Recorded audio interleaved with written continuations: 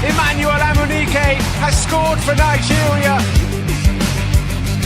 Goal that wins the first ever footballing gold medal for Nigeria.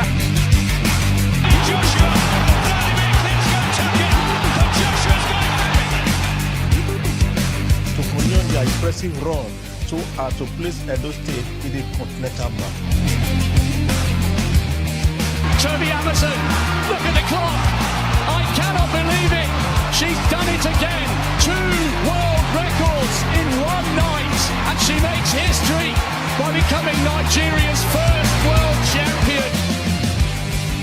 Alex Iwobi decides to go early. Chukwueze shapes the shoot, gets some spaces. Osimhen.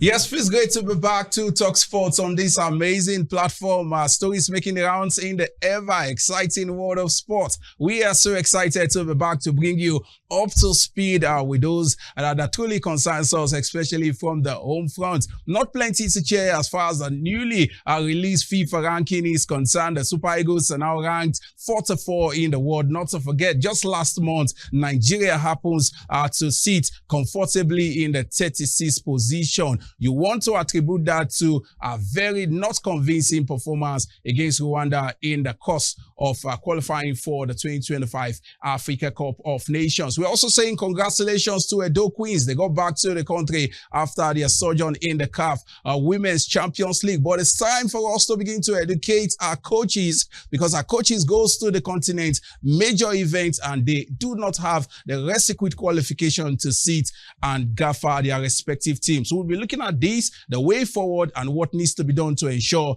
that our coaches are well recognized when it comes to coaching at the top, very top level on the continent. My name is Matthew Okugbe. The show is Sportsville. The top guys are in the studio. Raymond is here.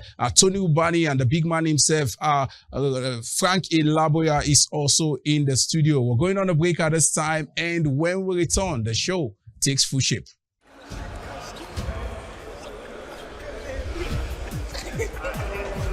Keep watching Sportsville.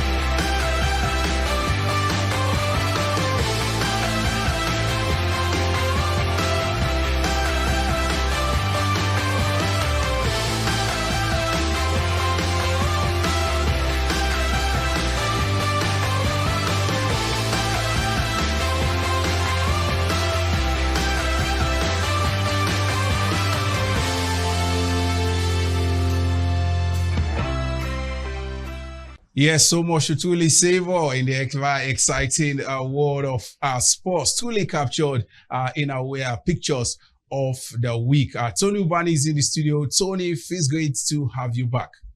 Yes, indeed, Matthew, absolutely. Very, very exciting to be here. And of course, a way of just telling our ever reliable, viewers, to welcome and of course relax, because we have a lot to keep them entertained. Because anytime we talk sports, we bring a lot of excitement, to them. And also in the studio is the ever articulate Raymond Aquari. Raymond, feels great to have you back. Raymond, you're looking very, very handsome today. All right, thank you very much, and just good to be here. When it's Sportsville, you have to be at your best, because this is the best show in town. And big welcome to all great viewers of this very, very unique platform. And for the second time running, the second week running, we are privileged to have the big man himself in the house, Frank Ilaboya. Frank, feels great to have you once again in the studio. Last week you were here, and today we have you. We are so excited. Yeah, thanks so much, Matthew and Tony, of course, our ever-reliable Raymond. Let me start by saying congrats to our own Edo Queens. They are back now, the first club, the first women club, to get to the last four of the Women's Champions League.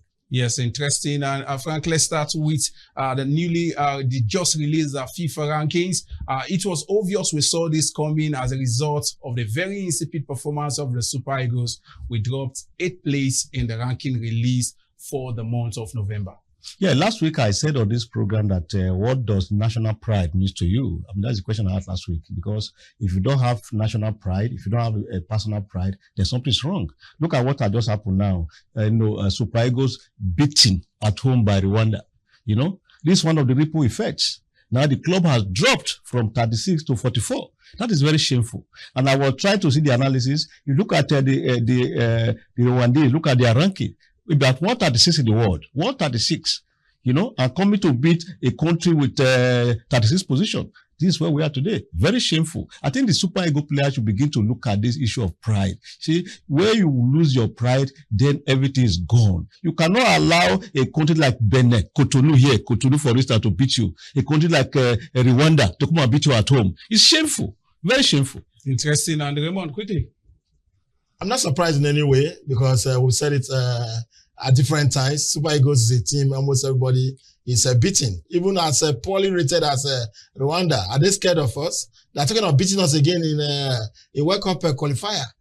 Benin Republic is also talking of beating us again. These are teams that are even higher than in terms of the FIFA rankings. All everybody knows is that Super Eagles are not a good team.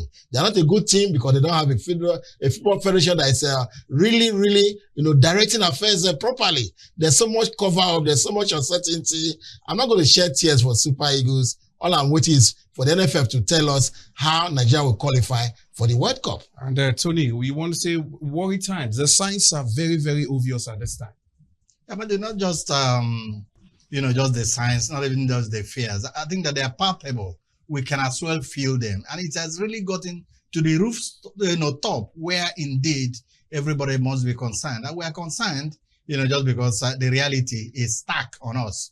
We are just looking at it, Rwanda just beating us. And indeed, not just beating us. Rwanda ordinarily, should not even beat Enyimba. They should not beat Bendel Insurance. But then it has gotten to the point where Rwanda beat our national team. And of course, what they do is that when they beat us, they drag us down the ladder. That's exactly what the FIFA ranking is all about. I think it's a shame.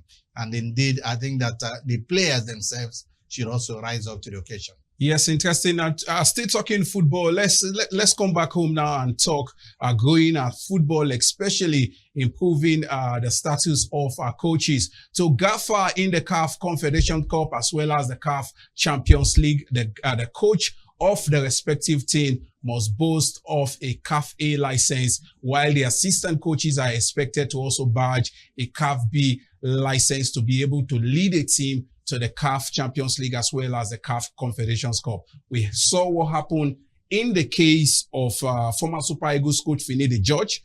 We saw recently that of Moses Aduku, led Edo Queens to the CAF Women's Champions League, but all through the tournament, he was cheering from the stands. Let me start with you, Frank Ilaboya. What must be done to educate our coaches? Is it a job of the NFF, or these coaches themselves should look for ways to go garner the right qualification for them to be able to improve themselves? Well, Matthew, let me start once again by saying congrats to Edo Queens. That's why the fact that the coach was on the stand, they were able to get to the last four. That shows a team with character, a team with resilience. But I think it's high time we told ourselves the truth. Okay, we have to say it and say it on this show. I heard Moses Aduku saying that if he's given the opportunity, he will go and win next year. What opportunity is talking about when to go and stay the stand again? It doesn't make sense. I thought the man should be busy now on how to get his CAF A license. You see, it is truly disturbing that Nigerian, I don't know why simple things that are to be done. I don't know whether it's a systemic problem. Look at the coach of Enyimba. went to Egypt and was on the stand. I swear. And the club paid all his allowances. You know, and they lost 2-0. He comes back here, he's going to be on the stand again. So what does it take to get a coach, a cafe license, for instance? You know, must that one be for the football club? As a coach, you should be able to get that to qualify. And for clubs, I think let me also advise club that if you don't have, a cafe license, don't appoint such coaches to your team. Doesn't make sense at all, because it becomes embarrassing. We're talking about Rwanda coming to beat Nigeria now. What is more embarrassing for a coach to lead a team out of this country and stay on the stand? Is that not embarrassing enough, Tony? Tony, Frank made a very valid point. If coaches decided to make it as part of their requisites to ensure that whoever they engage has this qualification, how many of our coaches, or then all MPFL coaches, will be jobless at this time? Yeah, but I think it's embarrassing. It's really embarrassing, because one of my friends, one international friend, just asked me from Egypt. He asked me, why is it that your coaches do not sit on the bench? Does it mean that they don't go to school? I think it's so embarrassing, but I think that one, the resume of all the coaches, should be looked into by their employers. That's one. Frank, I think that even, us here, when you employ your staff, normally you look at their, your CV. Yes. And of course, when you look at their CV, you as also, I know how many times, you have invested in your staff. So many companies invest in their staff. Clubs should equally invest in their coaches. And how do they do that? By sending them on courses. These are courses that are done everywhere. CAF organized courses, FIFA organized courses. The Nigerian Football Federation should as well, attract such courses to Nigeria. Yeah. It's only in Nigeria here that I see that such courses are not being, considered, because we do not see them as anything. We are looking at where we can get extra code, where money will come from. But I think that these are the most important things, where you educate people. When you educate and put money into the education of a child or anybody who works for you, then you are there to reap, a lot of bounties. But unfortunately, we're not doing that. Instead of that, what is coming to us now is international embarrassment. Some of these courses don't come cheap. For a coach that earns a patry 500,000, 400,000, how do you want him to be able to put these funds together without the support of the NFF or the coach or the club? Well, Matthew, I have the privilege of talking to many coaches every week. Every day, I talk to at least 3-4 credible Nigerian coaches. And what they say is that the opportunity is not there for them to really attend the courses. Most times they blame the Nigerian Football Federation for not providing the right environment. Apparently, it's not a priority to the NFF. It's not a priority to the coaches. Otherwise, why would you employ somebody that's not qualified in the first place, like for the clubs? What about the NFF? How many times have they been able to organize or host events like this? We've heard of situations whereby CAF alleged some form of corruption among officials of Nigeria Football Federation. So NFL is not in good book of CAF, not in good books of FIFA. These are the issues. So the people, when they mention the name Nigeria or Nigeria, why the coaches are not getting cafe license? Because your FA should be at the top of matters like this. Yeah. For the NFL, the league is on. For the NFL, the lower league is on or is going to start. And so they wouldn't play a key role. What stopped the NFL from also telling clubs that if you are not a qualified coach, please don't employ a coach that does not have that kind of license. But the NFF is mute. The NFF is passive. The same NFF you will put calls to and will not answer your calls on any matter. They will not bother about how you feel and all of that. You think NFF will spearhead getting courses from CAF? But remember I told you that NFF is seen as a corrupt body. That's the truth. And so they are not championing this opportunity for coaches to educate themselves. Ask any coach, why have you not developed themselves? They rush to the NIS. They want to go to the NIS. Yes. But why are they not doing the same when it has to do with events like this or hosting it in Nigeria? The NFF is not serious. That's just Frank, Raymond keeps talking about the NFF. Yes. There was a player, a coach in the magnitude of a Finidi George needs the NFF. A coach that has a UEFA B license needs the NFF to be able to achieve a CAF A license? No, the question I want to ask you, the one Finidi George had, a UEFA license, yes. Was it through the federation? No, it wasn't. So what I'm saying is that these are just personal advancement. The only area I will, agree a little bit is that most of these coaches don't earn much. They may not be able to foot the bill. Like we said, it's about three, whatever. They may not be able to foot. That is where the clubs or the federation should come in. When they bring them here, they should be able to subsidize these courses and let them benefit. But see, Nigeria will always wait for the last minute. Because it beats me that a coach will lead a team out of this country, enter a flight, and go and be on the stand. After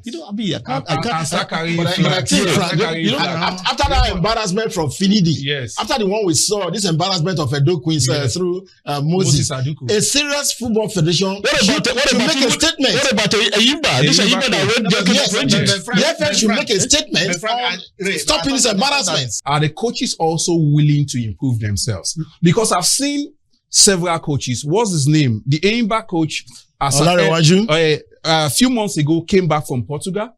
A couple of months ago, he was in Spain. So this young man have been able to garner several coaching badges in Europe. But you are a coach that coach in Africa. I said when the NFL makes it a very compulsory matter, it's a football federation that dictates situations in other countries. In Nigeria, we just jump into it. When the NFL makes it a policy, the NPA will follow, the clubs will follow. But nothing is happening. Football will be better off. That is what I'm telling you. You can't be aloof and think that CAF will ignore those allegations of corruption and all. Yes, we hope that Nigerian coaches will look for ways to continue to improve themselves because opportunities abound if you have the right qualification. We also celebrated the return of Edo Queens from the CAF Women's Champions League. They go back to the country in the course of the week. And 4 a.m., I tell you 4 a.m., they got back to Lagos and Sportsville trust us. We were there. We kept vigil at the airport and were able to speak with the coach as well as the players on their experience representing Nigeria on the continent for the very first time. Exclusive to Sportsville. Enjoy this.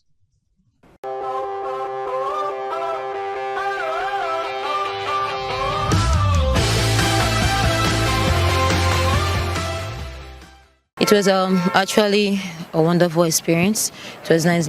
It's actually our first time. You just winning the league and winning the WAFO B. So going there, really fought so hard. This is not what we really wanted. We wanted to come back as a champion. Like when we won the WAFO B, when we came back, everybody was happy with us. And we were fully aware that Nigerians were supporting us. But we just thank God that is all. It has really changed our mentality. Like when we got there, the football there was actually different from here a bit. Like what we see there is not what we normally see here. So it was really amazing. It's a beautiful experience. We learn every day, and we've really learned a lot there. Though this is not the results we're actually expecting, but that's football for you. We believe we'll come back and work more harder to go where we are supposed to go. I wish to still be with the team to still perform if the opportunity will still be there. Due to the shape of the player and other stuff, the team is actually good when it comes to the football aspects. It's good, but like I said, it's actually not the result we expected. But we'll go back and see to a better result for next time. It was a very good and exciting experience for me. For the team, we tried our best. In the first game, it was a win and it was going well for us. Even in the second game, the draw. The third game, we thank God for it. But in the fourth game, we lost concentration. It was very painful. Like we thought we were going to win. We thought we were going to bring back the trophy because that was our ambition. The third place, we went for winning, but unfortunately, it came out that way. A lot of lessons we gathered in Morocco. One of the lessons is that we must try to, every game we play, we must try to play to the end, because that was one of the things that killed us in this competition. We lost hope when TP equalized us at the 90th minute. We lost hope. But that's a lesson we should take home. And for me as a manager, I hope tomorrow the competition starts again and I am there again. Honestly, the experience is great. It's just like the World Cup. I give kudos to CAF. just like the work of the organization is good, timing and everything. So I think if I'm given opportunity again to lead a team to go for this competition, the major goal Nigeria need, West Africa need now is winning the trophy, and that is my target. Yes, the build-up continues to the finale of the Nigeria Professional Football League. Crucial stage of the season, just like yesterday. We are also looking at games going down this week. In the course of the week, we saw other midweek games. And this weekend, we are also looking at games going down today. Rivers United will file out against Kano Pillars. Ikorodu City up against Aqua United. Shooting Stars will entertain Abia Warriors. Tornadoes will be at home against Remo Stars. And it will be Katsina United up against Sunshine Stars. We are also looking at other fixtures going down today as well. As far as the league is concerned, Eimba will be at home against Enugu Rangers, a key game you don't want to miss, as well as Atlant entertaining Nasarawa United. Fixtures in the Nigeria Professional Football League before we come to Raymond. Frank, in the course of the week, you traveled with Darling Bendel Insurance, and your experience with the team and also what you saw, your assessment of the league, especially with teams still traveling by road. Well, for insurance, one thing I've been able to see with my closing that the players are very determined. First of all, they want to ensure that they're out of where they are now, which is not where they are supposed to be. You can see that they are in the very dangerous position. But from my interaction with the players, the officials, they are ready to move up. You agree with me that the coach who has been there has just left. Talking about Coach Mododige, he's left, but his assistant Greg has promised that the club will be stable. Not just promising. You can see the fire in the players. They are ready, even though they lost narrow to Nasarawa within the week. On Wednesday, 2-1 ended. But I think from what I've seen so far, the players they are ready to push. Not just ready to push now. The state government is very, very interested. You agree with me that the new governor, talking about Senator Monjokpewolo, came in on the 12th of November. And before then, insurance was, logging at the, end of the league, the last of the league, But with the governor has said that everything that concerns this club, he will take personally. And to ensure that on Wednesday in Lafia, the chairman of the APC in Edo State, Emperor Jared Tenebe was there, promised the players $3,000 if they win. Even when they lost, he says he's going to pay the money. That tells you the interest.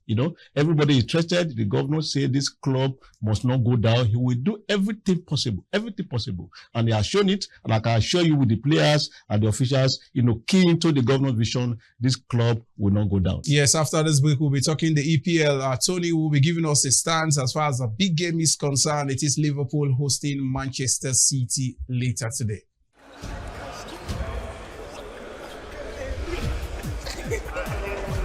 Keep watching Sportsville.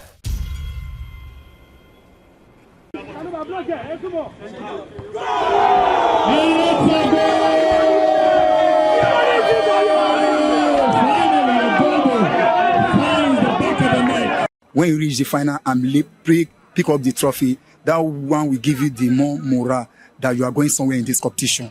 Because it's not a small money. At least first it's a 5 million. At least it's something. My ambition toward this competition is for us to win the trophy as first. And from there, maybe God can do some helper through manager. Maybe they can pick 1 or 2. So far, the tournament is one of its kind. Even when I got home in our last match, I was telling myself that if this tournament can be hosting even twice in a year, for the youth, I'll be very glad. I'll be very glad and happy.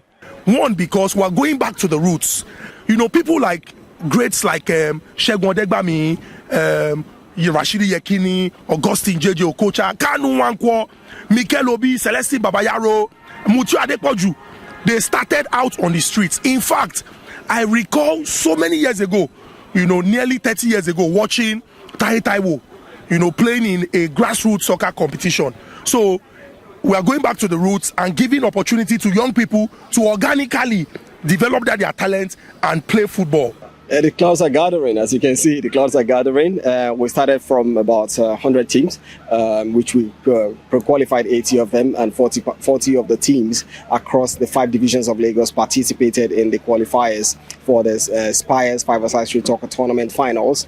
And at the end of that, we came up with 16 teams that have qualified for the first round, second round, and the third round. And then we came to the finals here in Surulere at the Stables. We started on the 19th of November. And as you can see, the first round of 16 has actually been completed. And we actually thought we saw a lot of football, but from the quarterfinal that we are seeing today, it is evident that we have an unusual amount of talent when it comes to the football industry, particularly in Nigeria. And we've enjoyed significant amounts of followership and in terms of physical participation as well. And it can only get better because, as you can see, the number of people that comes to watch the football live increases every day. And like we've always been saying, it's been challenging trying to build this by yourself, trying to ensure that things work. But the motivation here is that there is a lot that can be built at the back of this. If you look at it from the point of the skills, the talents that has been displayed here, most of these people have never played football being watched before, being watched by anyone else apart from their neighbors. But now they're playing on a bigger stage, even though we look at it as being Surulere. But imagine someone coming from Ekpe, coming to play in Surulere, and it's being watched by 200-300 people physically, and then you have about 400-500 viewers online, and it's being recorded on social media platform, and then you can watch yourself again, you can simulate the games and so on and so forth. So it's a big stage for them, and we intend to build onto this to ensure that we continue to sustain the culture and create a street soccer football economy for Lagos and all of Nigeria. T-shirt, 3 goals, still not be anything, lost it up in the ball, it's a goal! Yes, you are welcome back. It's the Sportsville. It's time to talk the EPL, but not without mentioning the Spice 5-a-side street soccer tournament holding in Lagos. We just saw echoes from the ongoing event. We saw the quarterfinal fixtures this week, and come Wednesday, it will be the last four. The last 4 teams would lock arms as we build up to the final on Saturday. An interesting way to continue to develop the next generation of superstars. Frank. Well, all I just want to tell our viewer that just go to that stadium. Yes. That Stable Stadium. Yeah, right? the Stables Sports Center. Stable Sports Center is really, off Adino Gusaya to go and see the best of, 5-a-side. It's going to be exciting and watch matches. And I think on Wednesday, you go there. And on Saturday, on the 7th of December, it's going to be the grand finale. And who is who in football will be there. I'm sure Tony will be there, Raymond will be there, and all of us will be there. Please join us, to part of the celebration of street soccer. Interesting. And let's talk the EPL now. The big one today, we're signing out with this. Liverpool will hope to consolidate on and continue inflicting the wounds on Manchester City. Manchester City has not won in their last 5 games, and they are up against a very dogged Liverpool side that also defeated Real Madrid in the course of the week as far as the UEFA Champions League is concerned. Is this a turnaround? Will there be a turnaround for City, Tony? Yeah, Matthew, I think that growing up, there was something that just came to me, flashed on me now. I remember that there's a boss, we used to call it Gunguru. There is always a right thing there. There no champion forever. Yeah. And I remember growing up, and of course, it just flashed on me, and of course, somehow, brought, the problems that City are going through, especially with their coach, Pep Guardiola. Pep Guardiola brought a lot of things to bear on football, and the young man has infected and affected football, but I think there is a turnaround. There is no champion forever. That's exactly what is happening. Even if he wins against Liverpool, but I think that there is no champion forever. Interesting. That's the motto. We do it before, yeah. Tony. Yeah, of course. That's the motto, people used to use it. No, it's not the people that you took it for the East. Yes. To look. Yes, Raymond, on that note, we are saying advice. Are you also saying giving up on City? No, I'm headed to... I trust Arsenal is always going to give me fun anytime, any day. Yeah. So now I'm going to Mobolaji Johnson Sports Arena to watch Ikorodu City. Let's see how it goes against Aqua United in today's fixture. Be there if you're in Lagos. Conversation continues across all our social media platforms. We keep talking sports 24/7. We'll see you next week with another loaded episode of the show. Bye for now. Emmanuel Amunike has scored for Nigeria. Goal that wins the first ever footballing gold medal for Nigeria. Joshua, Vladimir Klitschko took it, but Joshua's got impressive run to place Edo State in the continental map.